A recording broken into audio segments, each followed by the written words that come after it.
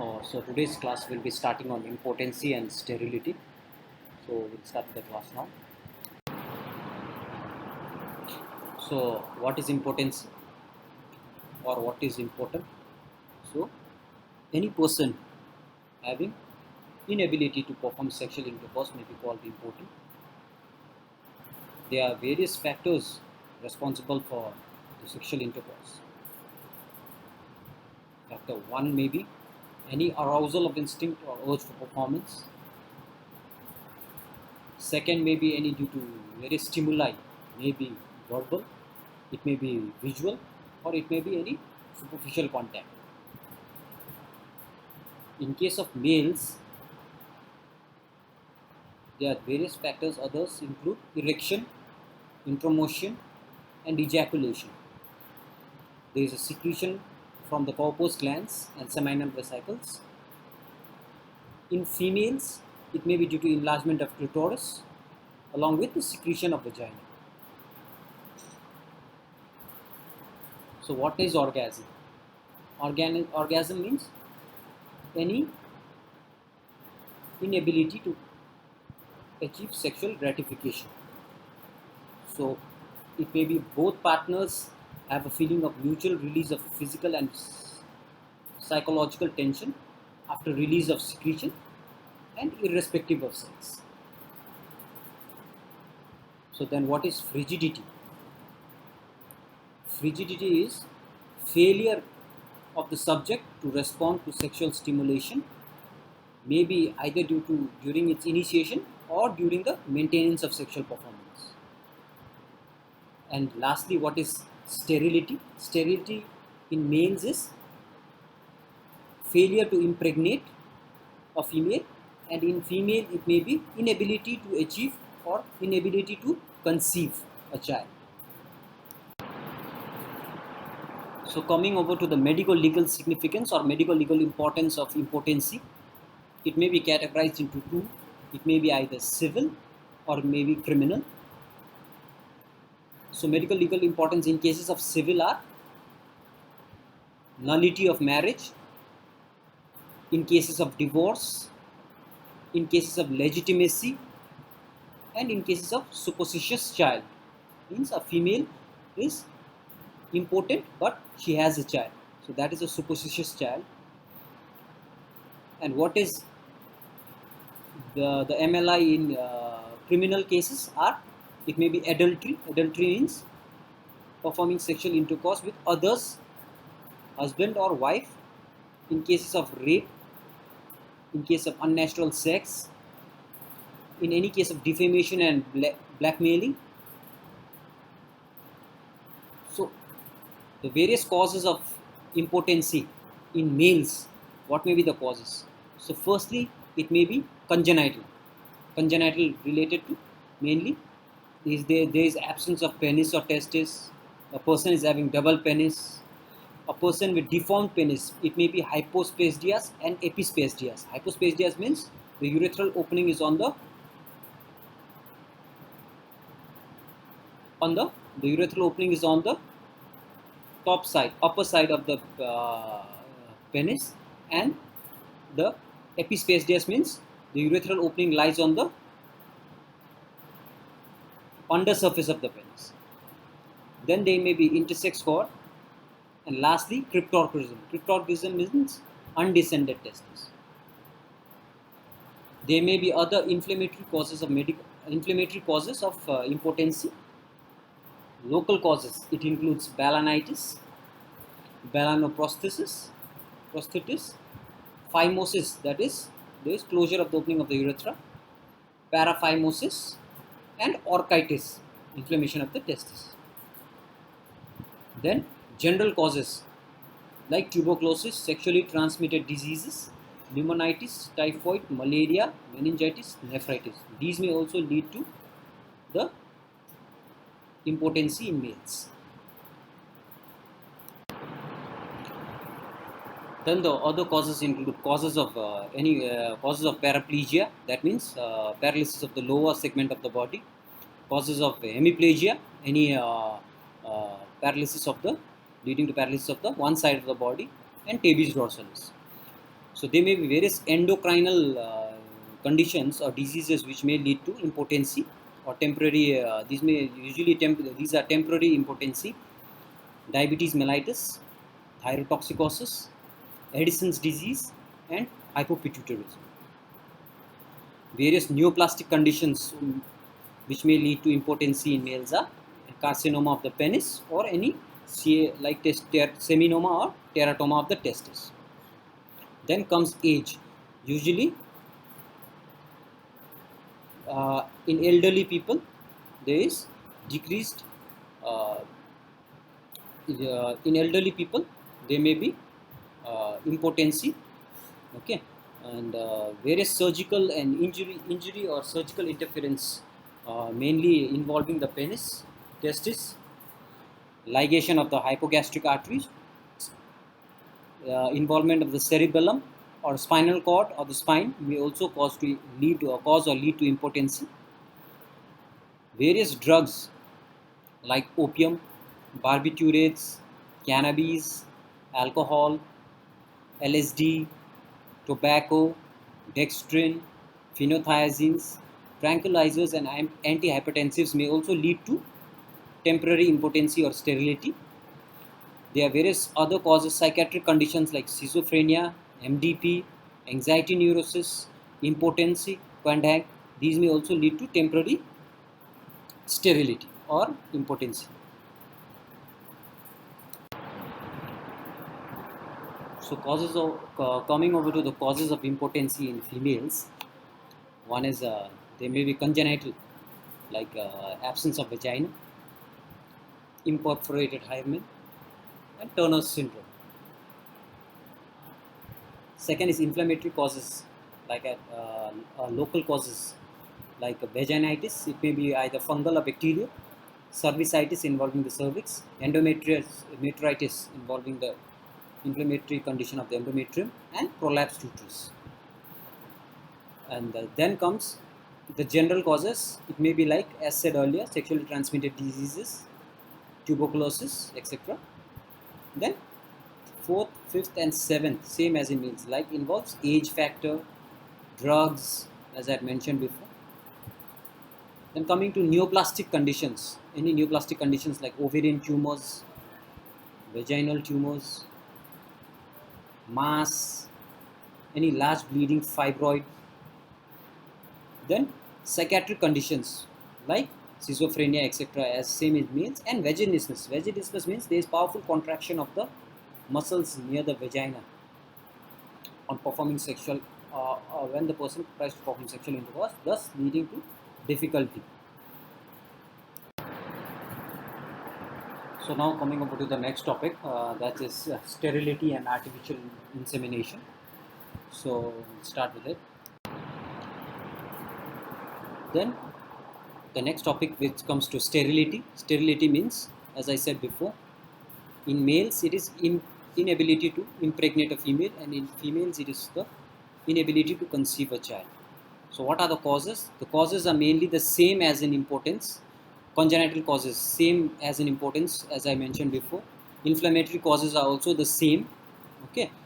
Then there are various operations like herniorrhaphy, okay, involving the hernia. Then prostatectomy, orchidectomy. These may also cause sterility. All other causes as same as impotence in males. And lastly, autoimmune agglutination reaction also. So if there is any impairment of motility and penetration powers of the sperm, this may also cause sterility in males. In females, like all the causes are same as in impotence. We just have to add if there is any blockage of the fallopian tube, if there is atresia of the vagina, and if there is adhesion of the labia. So these are the causes which may cause sterility. Sterilization.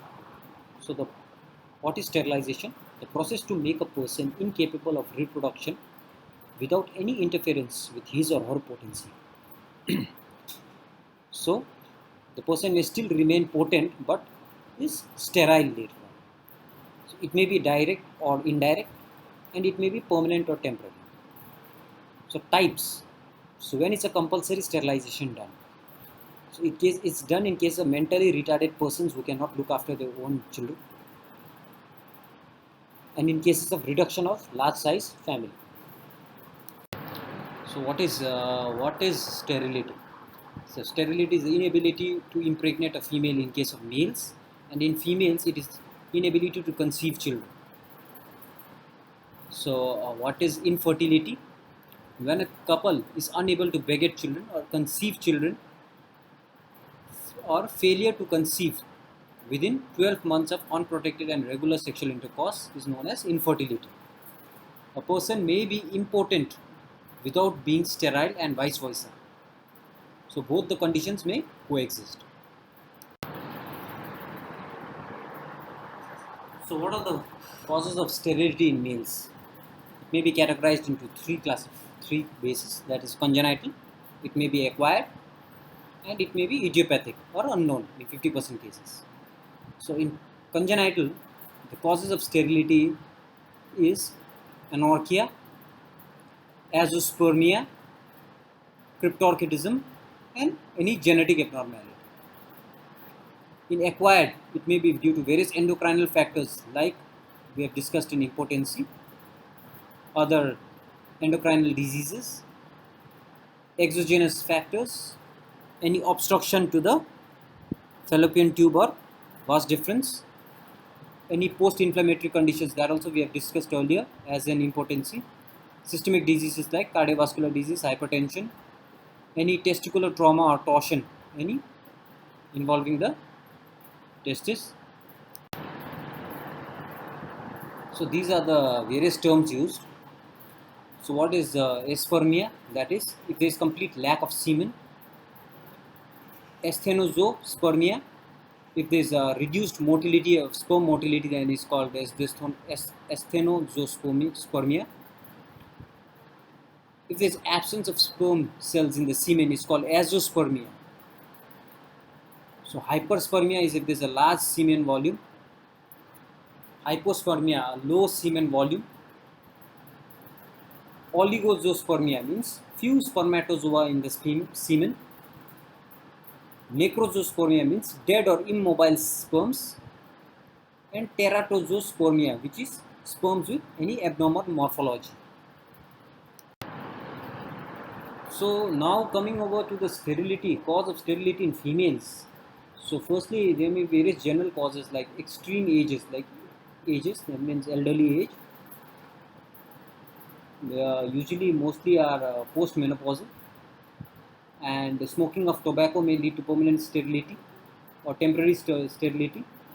Sexually transmitted disease, any eating disorders, if a person or female is undergoing chemotherapy, or if she has any liver diseases, some hypothalamic pituitary involvement like hyperprolactinemia can also cause sterility in females. So various ovarian problems also like anovulation, polycystic ovarian syndrome, any gonadal dysgenesis or Turner syndrome, luteal functions or ovarian cancer, these can also lead to sterility in the females. Any tubal involvement like pelvic inflammatory diseases, endometriosis, pelvic adhesion, or any tubal dysfunctions. Any uterine abnormalities like a fibroid or Asherman's syndrome. Any cervical involvement like cervical stenosis or anti-sperm antibodies. Any vaginal involvement like vaginismus or vaginal obstruction can also cause sterility. And lastly, genetic, that is intersex. So these are all the factors which can cause sterility in females. So there may be impairment of motility and penetrating powers of the sperm. So mainly this occurs during if there is agglutination of the semen. And why does this occur? So when there is incompatibility of the agglutinin present in the vaginal secretion, leading to the formation of sperm agglutinating antibodies, so this causes the reduced motility and penetration power of the sperm, thus leading to sterility. So any patient coming with complaints of sterility, how do we evaluate it? So firstly, we'll ask for the sexual history. any libido, erection, ejaculation, or orgasm. We'll ask for the medical history if there's any uh, medical history like diabetes, hypertension, Peyronie's disease. We'll see the psychological factors. We'll rule out all these. Then coming over to the physical examination, we examine the genitalia, general examination of the body. If the person has any undescended testis, we'll go for the pelvic nerve integrity, that is pulvocavernous reflex. So lastly, we'll come to the blood studies. So we'll do the hormonal evaluation like prolactin concentration to exclude any prolactinoma, testosterone, follicle stimulating hormones. Okay. So if there's any nocturnal penile tumescence, we can do a pipe test.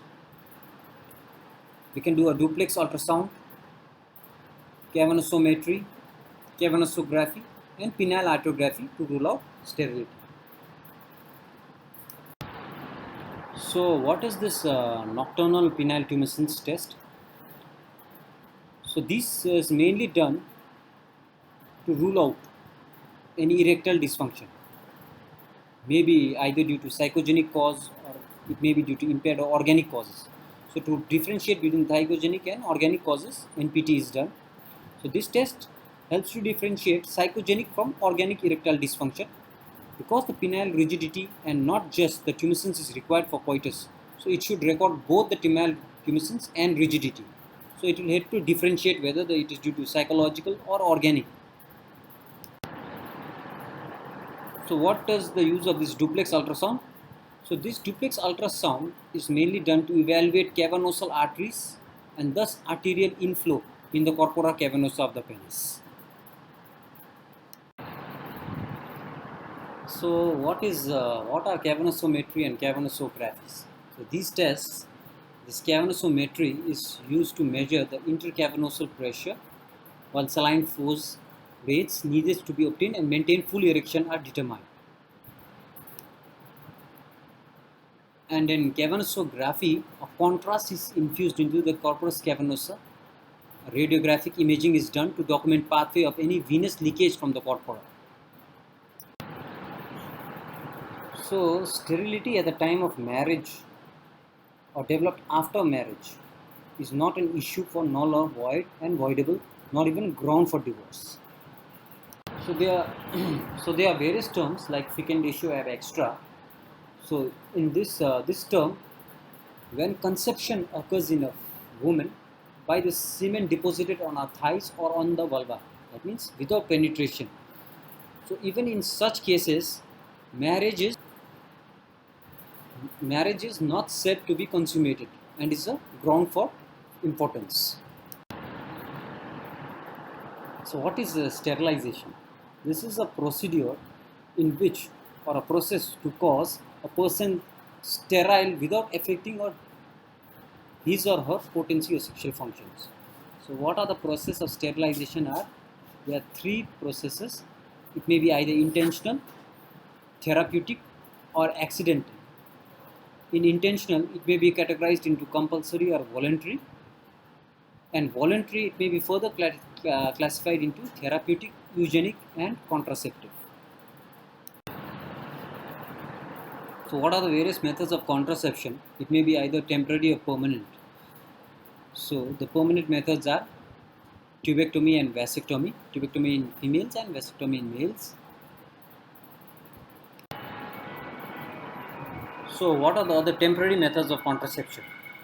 So it may be either natural, barrier method, intrauterine method, or steroidal. So coming over to the natural contraception, it may be rhythm based, coitus interruptus and breastfeeding, during which it's a natural contraceptive methods.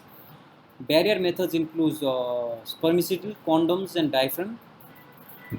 Intrauterine devices, the IUCDs, mainly copper T, any hormonal containing IUCDs like copper T 200, copper T 380A, multi-load copper T 250 or 300. Then we have the steroidal contraception, that is OCPs like progestin and levonorgestrel, injectable steroids like DMPA, and implants like Norplants. So what are the MLI or medical legal aspects of sterilization? So in case of sterilization, written consent has to be obtained from both the husband and the wife. It is desirable to sterilize only individuals above 30 years of age and who have 2 children and one of them who is a male. Healthy persons without any proper reason should not be sterilized. In case of vasectomy in males, additional protection needed for the period of 2 to 3 months. That means the person should abstain from having sexual intercourse for 2 to 3 months, and condoms is advised for at least 20 ejaculations. In tubectomy, that is sterilization in case of females, there is a failure rate of 0.7%, mainly due to fistula formation or spontaneous reanastomosis. The failure in males may lead to suspicion of wife having sexual relationship with another man, leading to litigation for divorce or illegitimacy or disputed paternity.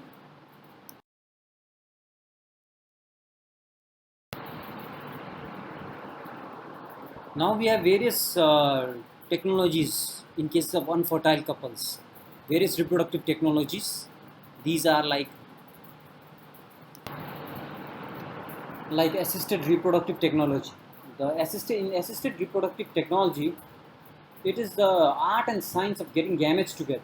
So it may be done artificially or by partial artificial means, and may or may not involve any third party other than the husband and the wife.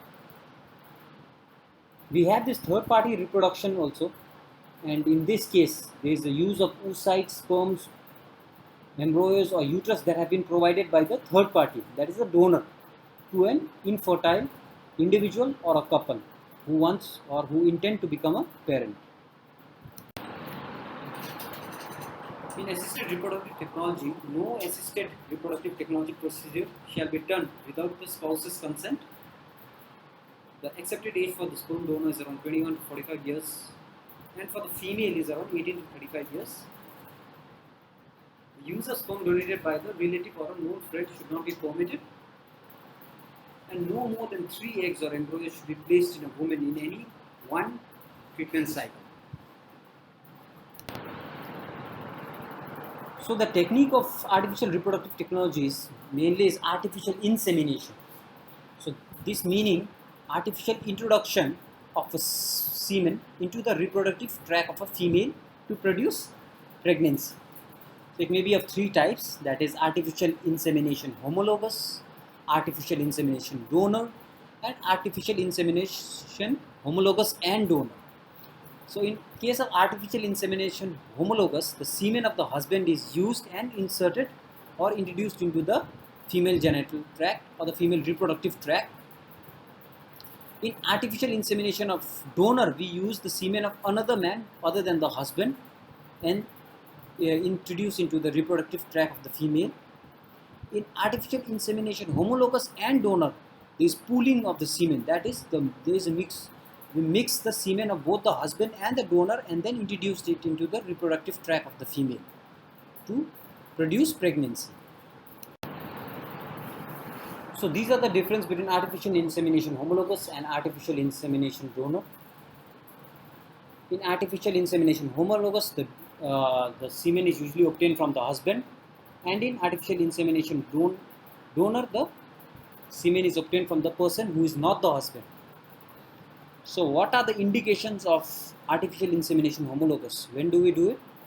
Suppose the male is impotent, or if there is any defect of the penis, if there is retrograde ejaculation, any sperm abnormality, or in cases of females, if there is scanty or unreceptive mucus, there is persistent cervicitis or cervical stenosis. In cases of artificial insemination donor, the husband may be sterile or the husband may be suffering from any hereditary disease. The widows or the unmarried desiring child, and in case of RH incompatibility where there is a risk to the child. So in cases of artificial insemination homologous, we need consent from both the husband and the wife, and in case of artificial insemination donor, consent is needed from the husband, wife as well, and the donor's wife. So there are various legal issues arising from artificial insemination. So there is a danger of litigation. If there's a defective child, the doctor can be sued. There's a, it may lead to nullity and divorce if done due to impotence without the consent of the husband. The legitimacy is not an issue. Adultery is not an issue as no physical union. Incest between offsprings of artificial insemination and children of the donor. Natural birth not for artificial insemination donor. Psychosocial aspect in case of consented husbands in artificial insemination donor if secrecy of the donor is leaked. Some other artificial reproductive technologies include in vitro fertilization IVF, surrogacy, and cloning.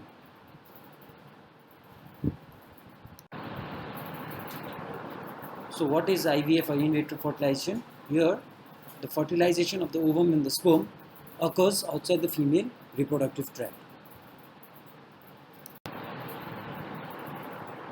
So as you can see in the diagram, here the egg is harvested from the ovary in a petri dish outside the body in the lab.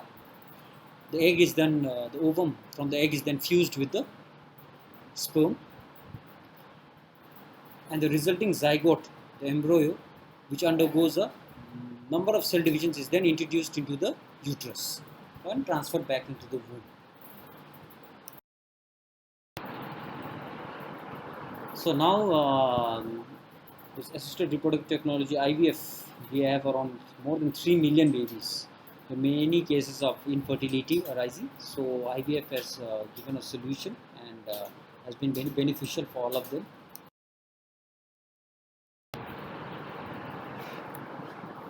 So what are the various advantages of IVF?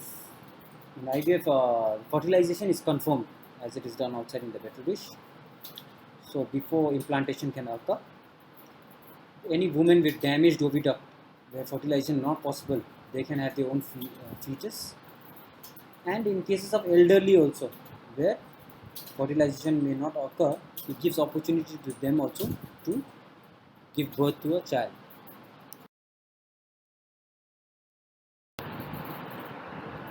However, there are some disadvantages.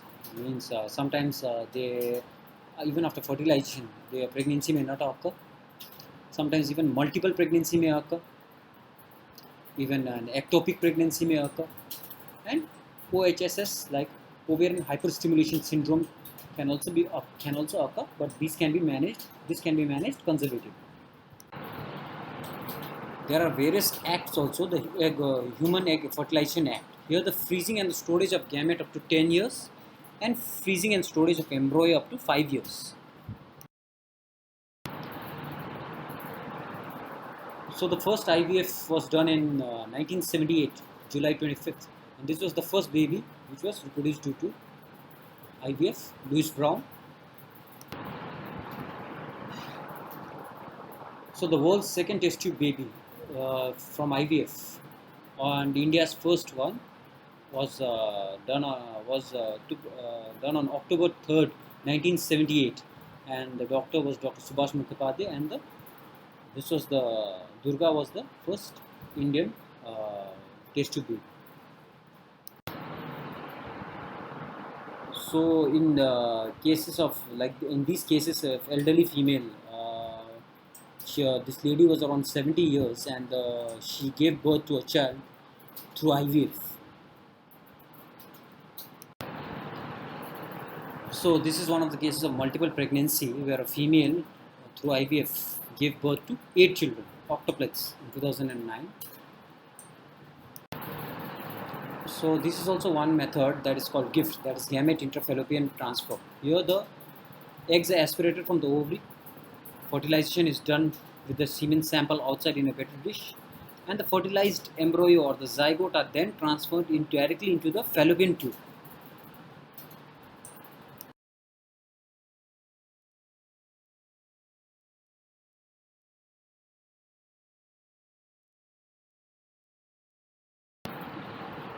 So what is surrogacy? So this is mainly being used nowadays. Surrogacy is mainly like a hired womb or substitute. So surrogacy is an arrangement in which a woman carries the and gives birth to a baby for the couple, another couple who wants to have a child.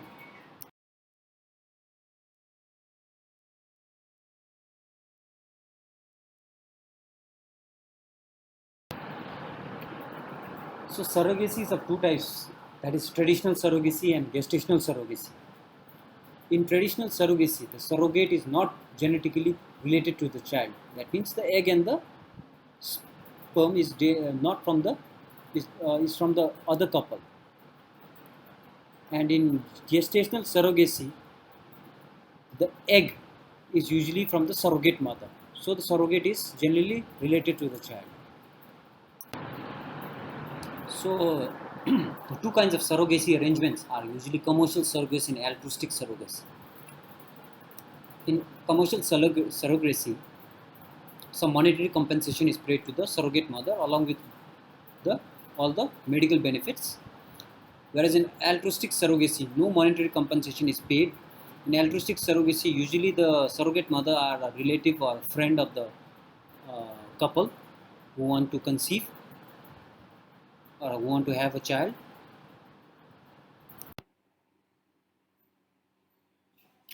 So, what are the guidelines for surrogacy in India? There is a surrogacy regulation bill in 2019 and it was amended in February 2020. So, any willing woman can be a surrogate mother, including widows, divorcees, and a close relative. Only Indian couples can opt for surrogacy in India. There are various states and national surrogacy board which will be formed for the regulation of these guidelines, and the appropriate authority will be formed in the states for close monitoring and taking actions on surrogacy clinics. Commercial surrogacy is, however, illegal in India. So, the relation of age in surrogacy: age of infertile intending couples. The female should be at least between 23 to 50 years of age, and the male should be between 26 to 55 years of age. So, what is the criteria to be a surrogate mother? As I said before, the age between 25 to 30 years, 35 years of age. The surrogate mother should be married and should have at least one child. The insurance coverage of the surrogate mother will be up to 36 months to take care of all the medical expenses and the complication which arises due to pregnancy. So, the various conditions under which a person can be punished for surrogacy. In cases of commercial surrogacy, any advertisement of commercial surrogacy, if any attempt or trying to exploit a surrogate mother, if found to be abandoning or exploiting a surrogate child, and lastly, if found to be selling human embryo or gametes. So, what are the offenses and penalties? So, in case of anyone breaking the guidelines of surrogacy, the person can be imprisoned up till 10 years and can be fined up to 10 lakhs. So here there is a case in which the grandmother, that is Cindy, acted as a surrogate for her daughter, surrogate mother for her daughter, giving birth to a grandchild.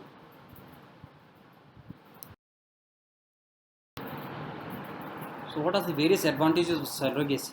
It's a good alternative to adoption, and is a good option for couples who are of the same gender or homosexuals and or a single parent.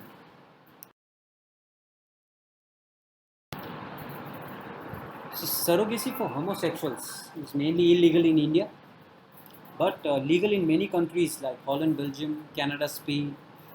There is no interference in personal life, and as a doctor, patient's decision is our concern, but we should be sure to respect the law as well.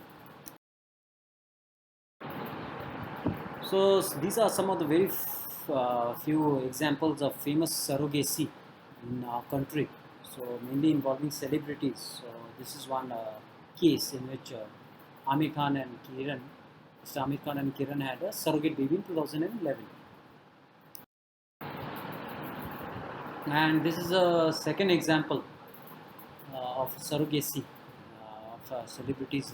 This is in 2014, where Mr. Shah Rukh Khan and Gauri had their third baby brought through surrogacy.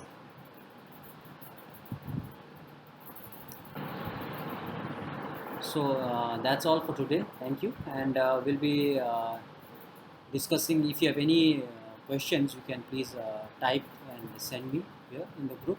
We'll be discussing it